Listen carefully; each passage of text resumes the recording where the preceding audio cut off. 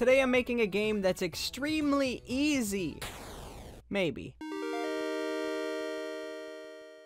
So this is this game called Cat Mario. You've probably heard of it. It's kind of like Mario, but it's extremely unfair. The entire game is designed to catch you off guard and make you expect the unexpected. Oh my gosh! Why can't I get past the first enemy? There's a ton of other games similar to this, like I Want to Be the Guy, but today I want to make my own. The idea is simple. Market the game is super easy on itch.io, and then when you download the game, what you get isn't exactly something that's easy. I want a variety of different hazards like falling parts of the maps, moving enemies, and even a giant boulder. All right, let's make the game. Also, I'm gonna, talk about stuff that happened in my life too. I'd be doing that.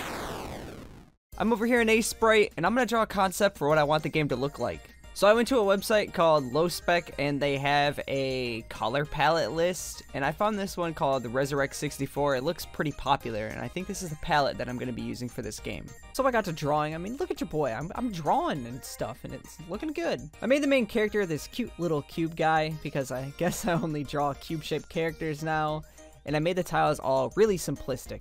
There's happy clouds that definitely aren't evil, coins, checkpoints, and happy hills, but I didn't end up using those. I created the project and did some Unity stuff, like making tile sets and whatnot. So I got the player in the game, and you can walk around, jump, and it's animating and doing all the cool stuff. So let's add some more things. Now I have the player able to be killed, and when you die, there's a respawn timer, and then you get respawned at your last checkpoint. But it doesn't really look that great. It kind of just and then you respawn. So I'm gonna add a particle effect for when you get killed. I actually really enjoy making particle effects, even though sometimes it takes me a little bit. I was actually inspired by the Mega Man games, how you just like explode dramatically into particles. In my opinion, what makes a platformer is variety. Mario Odyssey, 1 minute you're in a desert riding on a Jaxi, the next second you're in New Donk City causing a ruckus. So in this project, we needed a variety of different hazards to keep the flow of the game going. First, I added the coins. Don't grab them though, don't grab them, don't do it. In the concept earlier, I drew a wind sign, and when you touch it, you lose. I decided to draw a second one with big arrows pointing towards it. When you touch it, of course, you're getting wrecked. I'm hoping one of these fools someone. You remember the world's hardest game? I was absolutely terrible at that, but there's like stuff that moved around a lot, and so we're gonna add an enemy that moves around because I don't know. It's the connection is there somewhere. You make the connection, not me. You make it. Oh, I'm a pro. Yeah, look at that technique. Look at the technique. No! I hate it. I'm done.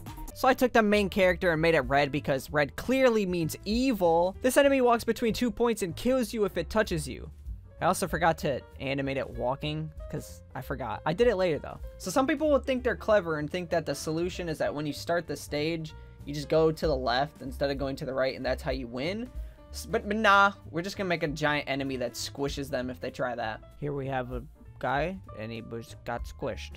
So at that point, the only safe space in the game is the ground. So I changed that by adding parts of the map that fall when you walk over them, dropping you into a pit of doom.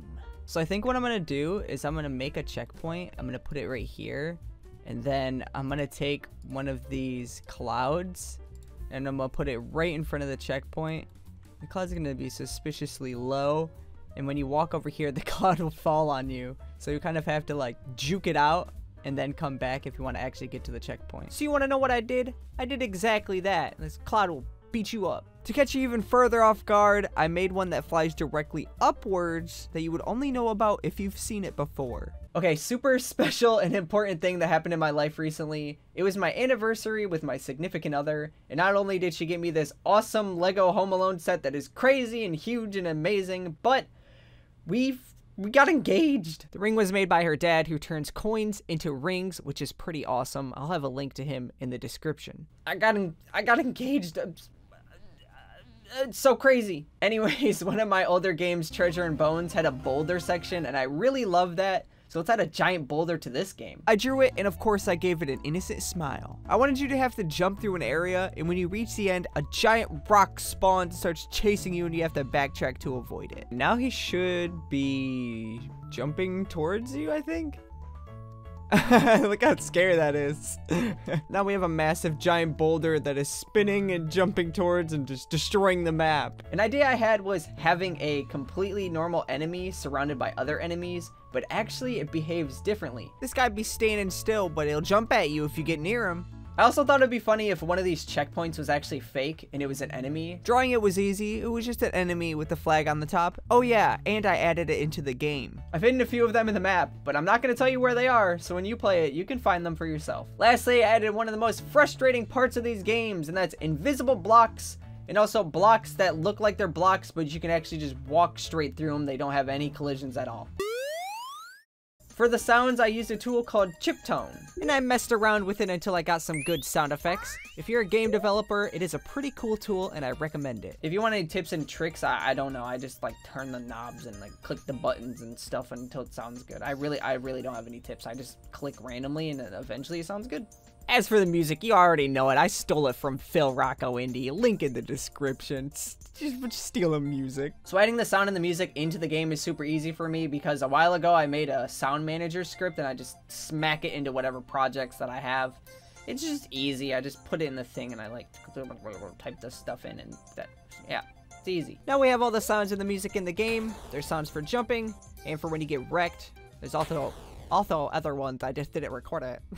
I'm gonna be honest, I completely messed up saying the word also, and I just went with it. And for extra polish, I made the music cut off when the player gets killed.